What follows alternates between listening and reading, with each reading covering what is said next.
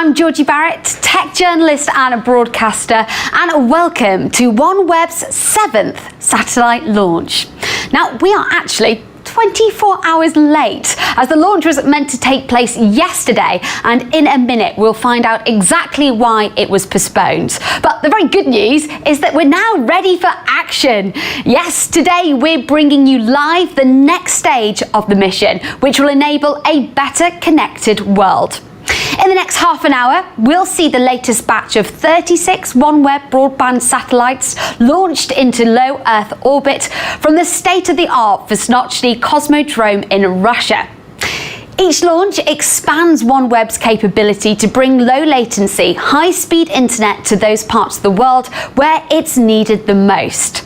Yes, this landmark day will bring the number of active OneWeb satellites to over 200. So sit back and enjoy the next 30 minutes, as we're not only going to see the launch happen live right here, but we'll also get to learn about what these satellites are doing and just how they are made.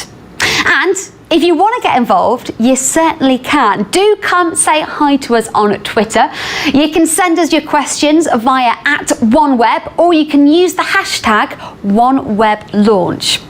Now, launch preparations are well underway, so let's find out what happened yesterday as we cross live to the flight desk in France to join Arianespace's CEO, Stefan Israel.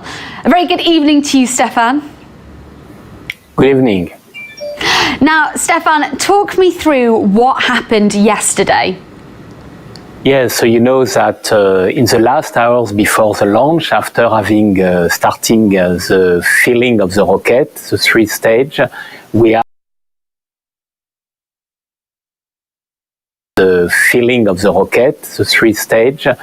are for sure checking that all parameters are working nominally. And this is to be done to make sure that we go for a safe and reliable launch. And we have had an alert on an electrical equipment. Our partners have decided to change this electrical equipment. It is a very easy operation under standard procedure. This electrical equipment has been changed, and now the launcher is fully ready for liftoff tonight. So good news. Great. So it was quite an easy turnaround. It wasn't too difficult to sort. No, it was more than easy to do it. It is really under standard procedure. I must say it's not the first time it happens, so we know perfectly well the story, and it is absolutely with no problem. Well, I'm very pleased to hear that. Thank you very much, Stefan.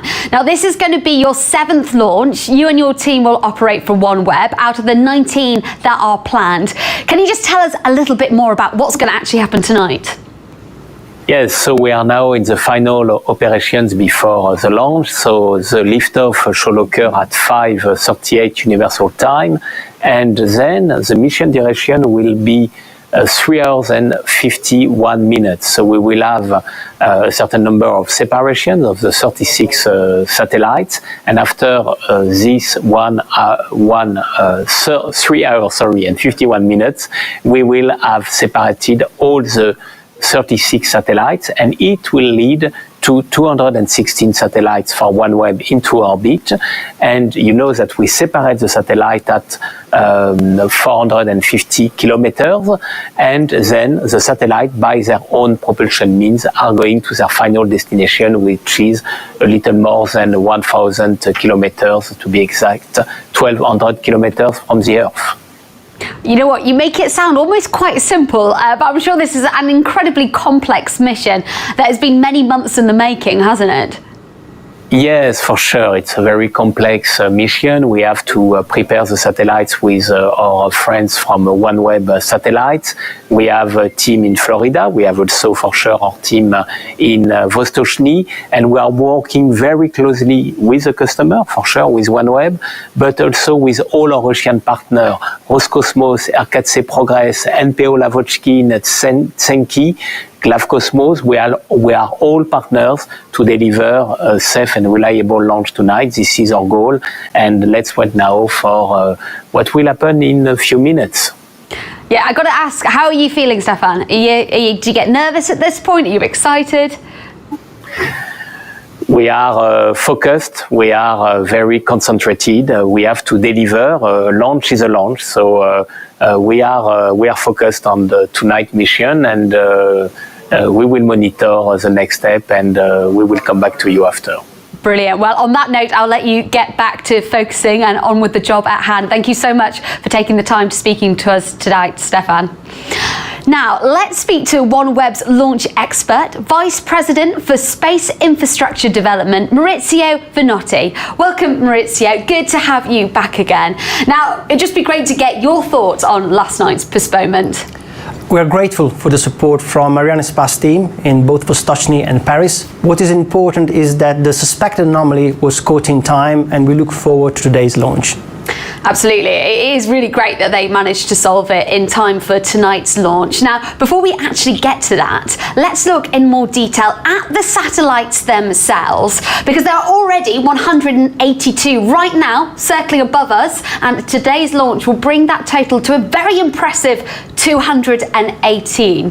By the end of this year, the OneWeb infrastructure will be large enough to deliver continuous connectivity at latitudes above 50 degrees north, which will include the UK, Northern Europe, Canada and Alaska. Now, once the OneWeb constellation is complete, 648 satellites will connect you to fast, low latency internet wherever you may live or travel. So, whether you're mid-ocean, mid-air, or just, in the middle of nowhere when I'm off visiting my grandma on the sticks, those satellites will be able to bring connectivity for the very first time to the most hard to reach places. So let me just give you a little bit more background on the satellites themselves.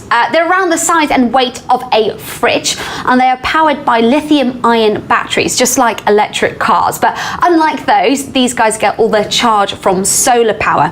The design itself consists of 4 modules, which fit together in the shape of a box to form the main structure. That modular design means that they can be manufactured quickly and cost-effectively. Now, the satellites are manufactured by OneWeb Satellites in Florida's historic Space Coast. OneWeb Satellites is a joint venture between OneWeb and Airbus, and they're able to produce 2 satellites a day for around 1/50th of the time and cost of traditional construction. Really, really impressive stuff. They're then shipped to Russia to be loaded into the dispenser, which is located at the top of Arianespace Soyuz launch vehicle. Now, compared to geostationary satellites, OneWeb satellites will orbit 30 times closer to the Earth, giving us that low latency, high speed, stable connection. The individual satellites act like nodes in a network, transferring your data wherever you are in the world. Now, earlier, I spent a little bit of time chatting with OneWeb Satellite CEO James Hines and mechanical engineer Kelsey Spagnolia to see just how these marvels come to life. Hello James, nice to meet you. Firstly, can you just give us a little bit of background on OneWeb Satellites? What makes you guys different from other satellite manufacturers? Well, Georgie, how long have you got for that answer? But I'll try and be quick. So, Georgie, thanks a lot for the privilege of talking today. Airbus OneWeb Satellites is basically a joint venture between Airbus and OneWeb. And its sole mission is to basically design and to produce satellites for low Earth orbit.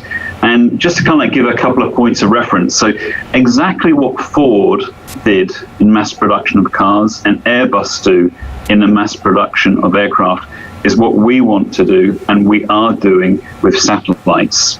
And so, again, looking at those examples I told you, you're looking at many units coming off a production line in any given day. Why is it so important that you're creating them at such a rate? Well, there's 2 reasons. First of all, today is a 7th launch for OneWeb, and it's a real milestone in terms of being able to say we have built 200 operational spacecraft and getting them delivered. So if you look at the overall size of the constellation for OneWeb, it's absolutely key that we have a factory which can deliver satellites at the rate they need to launch for the business case for their constellation. So can you just talk me a little bit more about this production process? Because this is really what makes you guys unique. How does this operation all come together? So the factory for producing the spacecraft is in Florida, but it'd be remiss of me to mention the other people who make that really a partnership. So first of all, we have a site in Toulouse, France, where we have a good few, if not the majority, of our engineering team and also support services. But we also rely on a global network of suppliers who bring in those raw elements to make the spacecraft happen in Florida. And then the final piece of the puzzle in terms of a partnership is our customers. And it's absolutely important that they are involved at every single step of the process.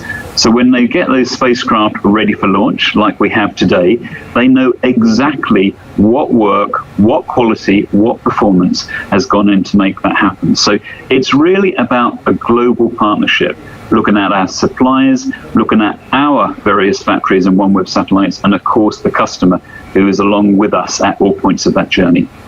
Well, speaking of that global teamwork, let's now speak to Kelsey, who's actually over in Florida. She's one of the engineers that builds these satellites. Kelsey, it's so nice to meet you. Tell me where you are, because I feel like that's the production line right behind you. Am I right? Hi, Georgie. Yes, you're correct. There is a part of the production line behind me that you can see, and this is where we build one of the 4 modules that make up the satellite.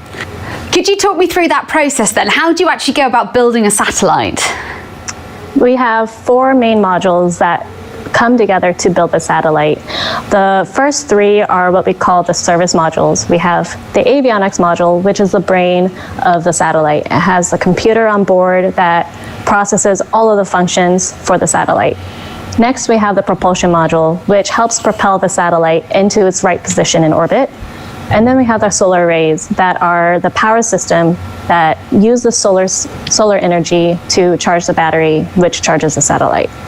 And then our last section is the payload, which is the overall purpose of the spacecraft's mission. And that for us and for our customer is to have RF communication for broadband connectivity. Well, thank you so much for joining us, Kelsey. I'll let you get back to work. Thank you. James, let me come back to you, because you mentioned earlier that global partnerships are really required to make the production process successful, but on a more local scale, by actually building OneWeb satellites in Merritt Island, you guys are really having an impact on the local economy, aren't you?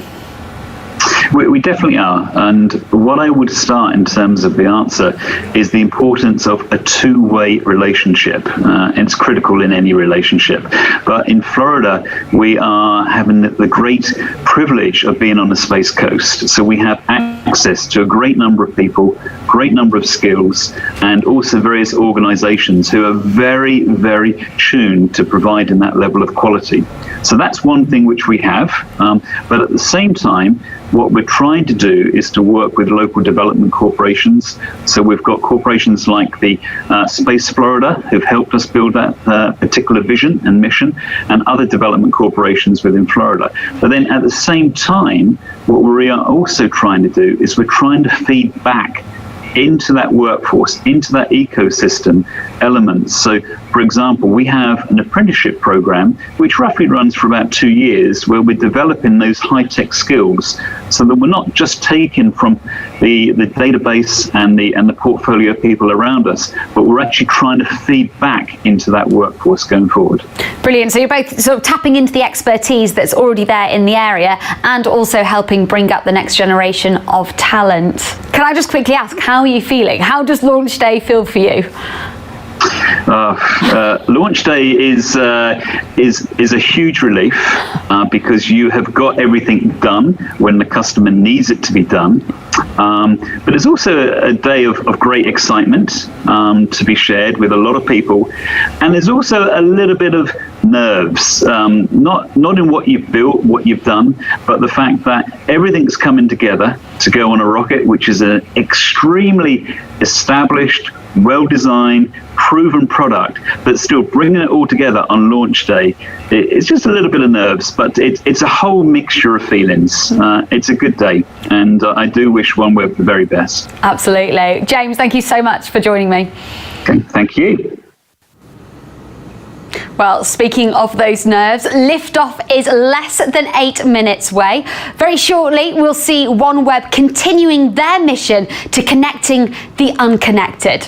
Now, technology has been crucial in keeping us all in contact this past year. And while it may seem like everyone has a smartphone these days, almost half the world, which is more than 4 billion people, are not yet online. And for many that are, the service can be slow and intermittent. Well, OneWeb hopes to change that by giving everyone the connection that many of us take for granted. And as we're so close to liftoff, let's now check in with Maurizio to see how preparations are going for the OneWeb team. Maurizio. Thanks, Georgie. Over the last few hours, the Satellite Operations Center, the SOC as we call it, has performed a series of checks. At T-4 hours, we did a final check with the telemetry and telecommand ground stations that will acquire the satellites after the separation from the upper stage. At T-45 minutes, the SOC team has given the final go for launch. The battery status has been monitored, and right now our 36 satellites are warm and cozy inside the fairing at the top of the Soyuz rocket. Okay, well, speaking of those warm and cozy satellites, can you talk me a little bit about how they actually function?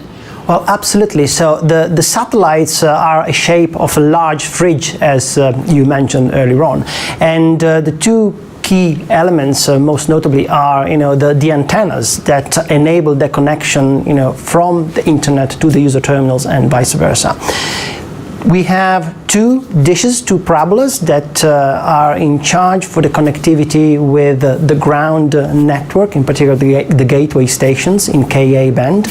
And what looks like a fanned out deck of card in the face of the satellite that looks toward the Earth is the Ku, the user terminal antenna that transmits in Ku band. You can also see the solar panels. These are the wings of our birds that deploy after the satellite separated from the rocket. Great stuff. Well, let's bring into the conversation from Arianespace, their Chief Brand and Communication Officer, Gregory Gavroy. Welcome, Gregory. Hi, Georgie. Hello, everyone.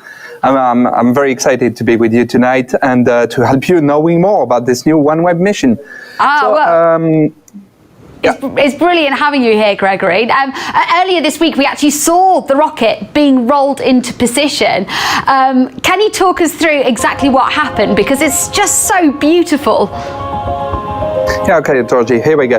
So the combined operations have consisted in first the integration of the complete stack of 36 OneWeb satellites on the upper stage of the Soyuz launcher. It's called the Fregat. And second, the encapsulation phase with the fairing installation. This operation has been processed horizontally, as you can see, in dedicated facility and clean room. And then what you can see in the video is the transfer of the upper composite to the launcher integration building. So where it has been integrated and finally prepared on top of the Soyuz core. It's called the 3 stage. So to summary, first integration on top of the Soyuz 3rd stage, and then complete integration of the launcher, easy. So 3 days before the launch, the complete launch vehicle has been transferred to the launch pad, an operation performed by the train, as you can see on your video. And once arrived on the launch pad, the launch vehicle has been vertically tilted and the mobile gantry has been safely installed around the launcher. And after completion of this installation, so the launch pad operation have then been initiated with line connections set up, and we proceeded with different verifications. So the countdown and dress rehearsal have finally been run successfully around at D-2, so 2 days before the launch, so to say. And while I was speaking, I'm also connected with the monitoring system of the mission, and I can confirm that final ops are running as expected, and we have a Soyuz rocket ready for launch tonight. Well, that I'm very pleased to hear. And actually, looking at the countdown clock, we're just 3 minutes off liftoff. Gregory, just talk me through what is actually happening at the launch pad right now, because we've got some visuals on it. Yeah, absolutely. So far, final operations are still running as expected, as you can see behind me. So all good here. The beginning of the launch vehicle final automatic sequence has been initiated manually around H0. H0 is the liftoff time, minus 5 minutes, with a turn-off key in start position. So let me share a secret with you. In Russian, the command order is called "Kluch na start," meaning key on start. And purging operations are ongoing, likewise. And a few seconds ago, the umbilical connectors were separated, meaning on Fregat, the upper stage, the switch has now been down to the onboard power supply system, making the upper stage powered autonomously. Before this disconnection, 2 minutes and 25 seconds before liftoff, the communications between the ground and the launcher upper part were provided by the umbilical connectors indeed. And in the meantime, the pressurization of the Soyuz 3-stage tanks is being run. And at H0 minus 45 seconds, the switch will be done to the 3-stage onboard power. Brilliant stuff, and I've just seen some lights going on there, all very exciting. Maurizio, how are you feeling right now? This is a pretty complicated mission, isn't it? It is. We've got a long journey ahead. We have a lot of satellites to drop off at different locations. It's a complex mission for Soyuz that will be completed in just under 4 hours. Now, Gregory, as we haven't got long until takeoff, can you talk me through exactly what happens in those final few seconds before the big moment? Yes, Georgie, indeed, we are getting information from a team of colleagues in Russia. We call it in French the CVI, actually the Immediate Insight Control Team. And this operational team is tracking the launch vehicle and receives telemetry data directly from it, and is thus able to confirm when a major milestone of the launch sequence has been passed. Brilliant stuff. So that is what is going to be happening in those final 30 seconds. They're going to be doing those final checks right now. Now, this is actually a very early morning launch over in Russia. It's about 2 a.m. over there. They've been working throughout the night, and as we wait for liftoff, Maurizio, just talk me through what we're seeing on the live feed here. So it's just about 30 seconds, less than 30 seconds right now. The launch was delayed by a day, and as explained by our colleagues from Arianespace, this was due to apparently an anomaly on one of the units. Oh, I can see some smoke coming out there. Actually, I can feel like the infrastructure, it's dark out there, but I feel like the infrastructure is moving away there. It's amazing, isn't it? It's really atmospherical, actually, seeing the sort of smoke around it in the night time. That is incredible. So, we're almost there. So this is launch number 1939 for Soyuz rocket. And look at that, the smoke is starting to billow out, and that is it. The engines have ignited. The thrusters are going to be going through those different stages that Gregory was speaking about. Look at that blaze, it's just phenomenal. You can actually see the vibrations. And there we have it. Liftoff of OneWeb's Launch 7. Look at it shooting up there, moving at phenomenal speed. How are you feeling, Maurizio? This is phenomenal, as you said, Georgia. I'm sure I share the feelings of all my colleagues when I say that I'm so excited right now.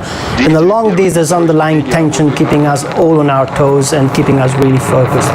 Right now, you're seeing the boosters doing all the hard work, pushing us against the Earth gravity. They're going to burn in just less than 2 minutes, 1 minute and 58 seconds. Absolutely, and it's quickly shot under cloud cover there. We can see some onboard cameras of it still moving. How fast is it actually going right now? So the rocket is constantly increasing its speed through different stages of the ascent. The final orbital velocity will be around 7.6 kilometers per second, not per hour, but per second. Right now, the satellites are experiencing an acceleration of about 5 Gs, which is similar to ride an extreme white-knuckle roller coaster. That's a seriously extreme roller coaster. Yes, absolutely, absolutely. We're launching also, important to say, in plane 3 tonight of our constellation. There's a long way to go, but also important to say that by the end of the day, we're going to have deployed more than 1/3 of our constellation. So 4 hours journey before all the 36 satellites are released from now. So this is the start of that 4-hour journey ahead of the satellite. Gregory, can you explain how you're getting that information that we're seeing on screen at the moment from the rocket? Yeah, absolutely. I explained to you what is the role of our colleagues in charge of the telemetry. I can confirm that the telemetry is okay and everything is nominal for the moment. I can come back on a short moment you've experienced just a few seconds before the launch, what we call the ignition sequence. So we had a progressive increasing of the thrust level, actually. You experienced it. The goal of this progressive sequence is to make sure that the engines work normally. So we go from 20% of full power, 11 seconds before liftoff, to full thrust level at liftoff time H0. That was impressive. Yeah. It was really impressive, and it's so exciting to watch, and delightful that it's been a successful liftoff. But of course, this is just the start of the journey, as Maurizio was saying. Maurizio, can you talk us through what those next stages are? So we've just seen the booster separation. So we are obviously seeing it live, and we don't need the boosters anymore. This is all part of the plan. We are shedding unnecessary weight. Brilliant stuff. And Gregory, when do we reach maximum acceleration, and is that a very particular point? Is it important? Yeah, absolutely, Georgie. This is critical. This is actually the job of the first stage of our Soyuz rocket, is to get the launch vehicle away from the Earth. So it is needed to provide the maximum acceleration level from the very moment of the liftoff, actually. So the first stage, which consists in 4 boosters arranged around the central core, is called the bundle, and it weighs 45 metric tons each. And this bundle is powered by engines. They are called with the lovely and sweet name of RD107A, which produce a total thrust of 340 metric tons at liftoff. Impressive, isn't it? Absolutely, Gregory, and thank you. And right now there are 36 OneWeb satellites that are sitting on the top of the Soyuz launcher. The fairing is protecting them in the initial phase of the ascent. The fairing has several jobs. It's a shield. Most notably, what the fairing does is protecting the satellites from severe conditions of the launch and the atmosphere. There is acoustic vibrations at liftoff and also friction when the launcher is flying through the dense part of the atmosphere at very high speed. At the present altitude, there's no more atmosphere, so no need to maintain the fairing on the launcher to protect the satellite. So the launcher will be soon liberated from these dead weights as well. And if you could see the satellites right now, you would notice that they are attached to a central dispenser in a configuration that resembles a corn kernel, each of them having a truncated pyramid configuration that maximizes the number of satellites inside the fairing itself. But we are now at the end of the second stage phase. Brilliant. So, Gregory, can you talk us through what the next stage is then? Yeah, absolutely. And first, Maurizio just mentioned the fairing. I can confirm it has been jettisoned and separated. Great as well news. as the first stage. So great news. The launch Success is going well. so far. Yes, it is. It's going very well. And still, in order to save weight, as Maurizio mentioned, the second stage and the fairing has been separated, and it is now the turn of the third stage to burn for approximately 4 minutes and 30 seconds. So the third stage is powered by one other engine called with one other sweet and lovely name. This one is RD124. And it produces a thrust of 30 metric tons. Brilliant. So, these stages are clearly really important to the launch. Would you mind, Gregory, just giving us a sort of a summary of the stages that we've seen so far and what we can expect for the remainder of the mission? Absolutely, Georgie. Happy to. So tonight's mission started with the 4 boosters phase for a duration of about 2 minutes. Then you remember the core stage took the reins during less than 3 minutes, just a few moments after the fairing has been jettisoned and separated. Now, ahead of us, you can see it on the animation, the next step is the separation of the third stage from the nose module, which will occur 9 minutes and 22 seconds after liftoff. What is the nose model? So it includes the upper stage, called Fregat, again, the dispenser, which is the structure that gathers the satellites on the launcher, and the 36 OneWeb satellites themselves. The Fregat upper stage will start doing its job with the first ignition of its main engine in order to reach the intermediate transfer orbit. This phase will then be followed by a long ballistic phase. And the second ignition will be performed for circularization and injection of the satellites into their separation orbit. So the satellites release sequence will start with, first, the separation of the 4 satellites integrated on the top conical part of the dispenser, and then 8 successive separation of the 32 satellites integrated on the cylindrical part of the dispenser, from the top row to the bottom row, 4 satellites at once. And as illustrated on this 3D animation, it means that 9 separation events are necessary for the complete release of the 36 satellites. And between each separation event, the sequence is identical. 19 minutes, which consists in a series of maneuvers like follow. Firstly, a tilting maneuver of the nose module.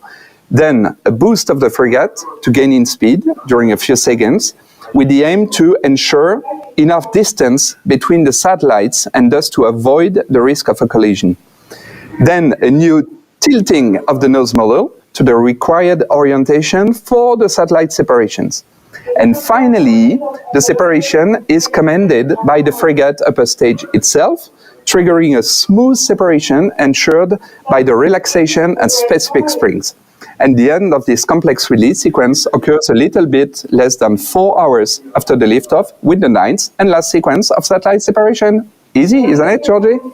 I'm glad I'm not in charge of all that, but thank you. That was really helpful to just sort of get that overview of exactly what awaits the OneWeb satellites. Now, Maurizio, we've discussed stage 1 and stage 2. Can you talk us through phase 3? Yes, sure. The launch phases are always extremely exciting, and we're looking forward to confirming stage 3 separation. While waiting for that, let's take a moment to highlight that we're also in the process of deploying our ground network infrastructure, the key element of which are the satellite access portals. These are antenna farms, as we call them, distributed across the globe. That is a key piece of what will enable the commercial service introduction and continuous connectivity at latitudes above the 50 degrees north by the end of 2021. But now we're coming closer to Fregat ignition. So, Gregory, let's go back to you. Can you update us on any progress? Have you heard anything more? Yes, Georgie, so the third stage is on the way to be separated, and the Fregat upper stage is getting ready to switch on its main engine. Just looking at my colleagues to see if the third stage has been separated yet. Not yet, it's coming, I will keep you informed. And so after that, the first step is called the pre-burn phase, and it lasts 55 seconds.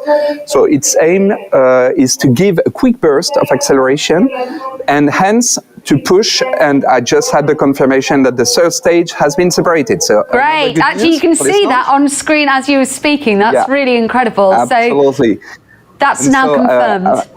Yeah, I'm pursuing with the explanation of what's ahead. So the aim of this burn phase is to push the fluids back in the tanks. So just imagine when you suddenly and strongly accelerate your car, you get pinned back against the seat, and that's exactly what will happen here with the fuel in the tanks. So this is the description of the first step of the Fregat mission. And this first ignition enables to inject the nose module into an intermediary transfer orbit, which is actually an elliptical orbit. And the duration of this boost is just over 5 minutes. So fingers crossed now, we will be able to confirm the success of this ignition in a few seconds, so stay tuned, folks. Brilliant, I'm glad it's all going so well. Maurizio, can you talk us through what's going to happen next? Well, the next phase of the journey is about to start. The Fregat is really the smartest part of the rocket with its own brain, and it will execute a series of separations as described by Gregory. This is like a school bus drop-off, as it will release 4 satellites per stop in a series of 9 separations in total. And know that as our celestial bus has only 1 gear, and after each drop-off it becomes lighter, the Fregat will have to fire its engine for a shorter period of time after each separation. Once the satellites are released, the onboard computer wakes them up, and the team at the Satellite Operations Center takes control of the satellites.